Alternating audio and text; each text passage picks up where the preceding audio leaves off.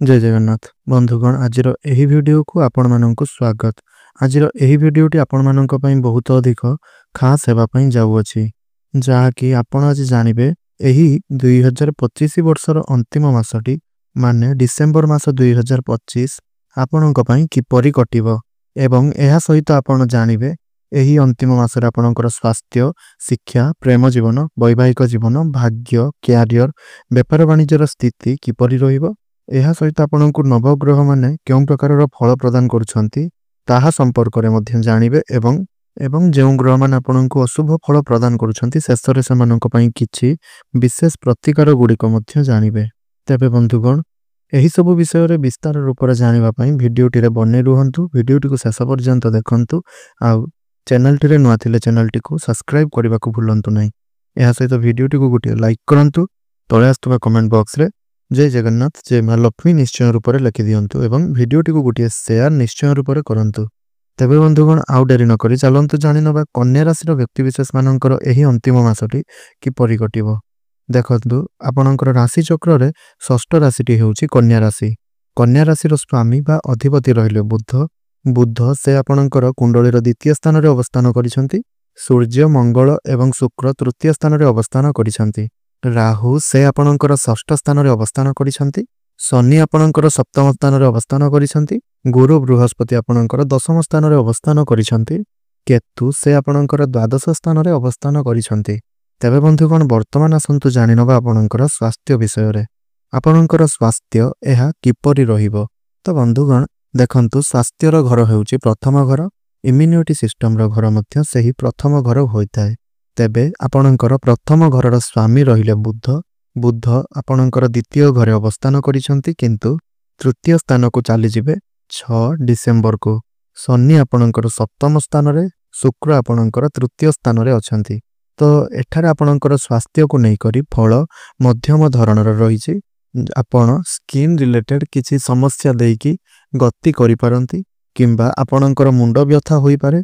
तो निश्चिंत रूप से एही जो समस्या गुड़िक रही आपण को टिके लक्ष्य देवा पाई पड़िबो, नचेत आपणकर विशेष किछि सेमिति बड़ समस्या हेबो नाही।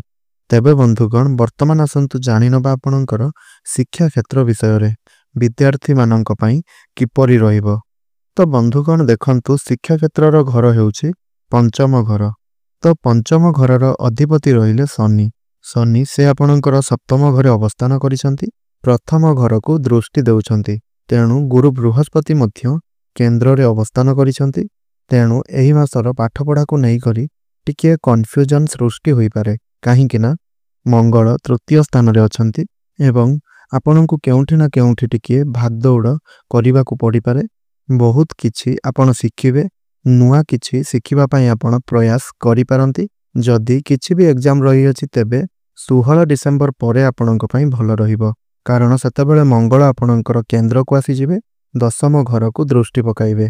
तेणु सही समय रे जदि आपणकर गवर्नमेंट एग्जाम किछि रही अछि, कौनसी एग्जाम आपण देबा को चाहुछंती तेबे सही समयटी आपणक पई भलो रहिबो, जहा कि 16 डिसेंबर परे आपणकर पाठ पढ़ा को नै कि बहुत भलो रहिछि। आउ आगो को मध्य आपणकर बहुत भलो रहिबो। 2026 मसियाटी आपणक पई मध्य बहुत भलो रहिबा पई जाउ अछि। तेबे 2026 मसिया आपणक पई किपरि रहिबो एहा संपर्क रे जदि आपण जानिबा को चाहुछंती ताहेले हमर एही चैनल रे आपणकर कन्या राशि रे 2026 मसिया किपरि कटिबो ताहा संपर्क रे वीडियो प्रस्तुत करा जाई अपलोड करा जाई सारिछि। तो आपण जाई करी सही वीडियो को देखि परिबे, नचेत आपणक पई मु सही वीडियो रो लिंक एही वीडियो रो डिस्क्रिप्शन रो तळे देई देबी। आपण सेठारे मध्य क्लिक करी आपण आपणकर राशि को नै करी 2026 मसियाटी किपरि रहउछि ताहा देखि करी जानि परिबे। तेबे बंधुगण वर्तमान आसंतु जानि नबा आपणकर प्रेम जीवन विषय रे। प्रेम जीवन एहा आपणकर किपरि रहिबो। तो बंधुगण देखंतु प्रेम जीवन रो घर मध्य सेही पंचम घर होइथाय। तो पंचम घर रो अधिपति शनि सप्तम घरे अछंती। बुधंक ठारू आपणक राशि रो अधिपति शनि अष्टम घरे अवस्थान करिसंती। तो 7 डिसेंबर पर ठारू आपणकर प्रेम जीवन सेते भी भलो देखा जाउ नाही, काहेकि ना षडाष्टक जुग बनुछि। तो शनि एवं बुधंकर जेहेतु षडाष्टक जुग बनुछि 7 डिसेम्बर पर्यंत। तो यही किछि दिन भितर टिके आपणंकु आपणंकर प्रेम जीवन उपरे ध्यान देबा पई पड़िबो। 7 डिसेम्बर परे जेहेतु आपणंकर प्रेम जीवन भल रहिछि, बॉन्डिंग भल रहिछि, तेणु आपणंकर प्रेम जीवन मध्य भल रहिबो, कनेक्शन आपणंकर भल रहिबो। कुआडे गुटिए बुलिबार प्लानिंग एहा मध्य आपण करि पारंती। आपणंकर जीवन साथी आपणंकु गिफ्ट मध्य देई पारंती। तो सब किछि बहुत भल देखा दउछि 7 डिसेम्बर परे। जो मानंकर प्रेम नहीं से माने चाहुछंती जदि प्रेम जीवन को नहीं करी किछि भी हासिल करिबा पई, तेबे आपण मानंकु निश्चय रूप से प्रेम मिलिबो। विवाह करिबा पई जो माने चाहुछंती प्रस्ताव रखि पारु नथिले तो घरे आपण प्रस्ताव मध्य रखि पारिबे। 7 डिसेम्बर परठारु आहुरी भल आपणंकर एही डिसेम्बर मासटी रहिबो। हेले आपणंक भितर टिके जिद्दी रहिछि, काहेकि सन्नी से आपणंकर प्रथम घर को देखुचंती। जिद्दी को टिके कंट्रोल कले बाकी आपणंकर प्रेम जीवन आहुरी भल रहिबो। तेबे बंधुगण वर्तमान आसंतु जानि नबा आपणंकर वैवाहिक जीवन विषय रे। आपणंकर वैवाहिक जीवन किपरि रहिबो। तो बंधुगण देखंतु कुंडली रे वैवाहिक जीवनर घर हेउछि सप्तम घर। सप्तम गृह रे शनि अवस्थान करिसंती, किंतु सप्तम घरर अधिपति देवगुरु बृहस्पति दशम घरे आपणंकर अवस्थान करिसंती। शनि से जेहेतु आपणंकर वैवाहिक जीवन रे अवस्थान करिसंती, तेणु आपणंकर जीवन साथी को से टिके क्रोधित बनौछंती। आपणंकर जीवन साथी मध्य रे टिके अडुआ भाव देखा देई पारे, आलस्य भाव देखा देई पारे, आउ तांकर मूड स्विंग मध्य बनाई पारंती शनि। तेणु करी आपणंकर वैवाहिक जीवन रे टिके हैरान आपणंकु देखिबा पई मिलिबो। आपण टिके जिद्दी स्वभावर रहिबे जेहेतु, किंतु जीवन साथी जेहेतु एही सबरे रहुछंती, तेणु गुरु बृहस्पति आपणंकर केंद्र रे अवस्थान करिसंती माने आपणंकर से सबु किछि मैनेजमेंट कराइबे। सबु खराब चलीथिले मध्य वैवाहिक जीवन रे आपणंकर एडजस्ट होई जिवो। सबुठारु भल कथा एया जे आपणंकर जीवन साथींकर कैरियर रे ग्रोथ देखिबा को मिलिबो। जेहेतु गुरु बृहस्पतिंकर कनेक्शन दशम घर उपरे बनुछि, तो आपणंकर वैवाहिक जीवन को भल बनाइबे। ता सहित आपणंकर जीवन साथींकर पर्सनल लाइफ रे हो किंबा तांकर प्रोफेशनल लाइफ रे हो, तो सेथिरे इनकम देखा दउछि, ग्रोथ मध्य रहिबो, कैरियर को नै करी उन्नति देखा दउछि।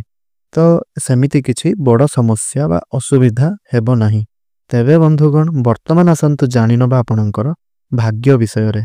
आपणंकर भाग्य किपरि रहिबो। तो बंधुगण देखंतु भाग्यर स्थान हेउछि नवम स्थान। नवम स्थानर अधिपति रहिले शुक्र। शुक्र से आपणंकर तृतीय घरे अवस्थान करिसंती, किंतु चतुर्थ घर को चली जिवे 20 डिसेम्बर को। तेणु आपणंक पई बेसी भाग्यर भल सपोर्ट रहिबो 20 डिसेम्बर परे। तो शुक्र जेतेबेले से आपणंकर केंद्र रे अवस्थान करिवे, तो सेतेबेले आपणंकर भी भल रहिछि, तृतीय घरे रहिबे, किंतु जेहेतु भाग्य स्थान को दृष्टि देउछंती, तेणु 20 डिसेम्बर परे भल रहिछि, किंतु स्ट्रगल आपणंकु करिबा पई पड़िबो। टिके डिले हेबो, चिंता मध्य रहिबो, किंतु सफलता आपणंकु प्राप्त हेबो 20 डिसेम्बर परठारु।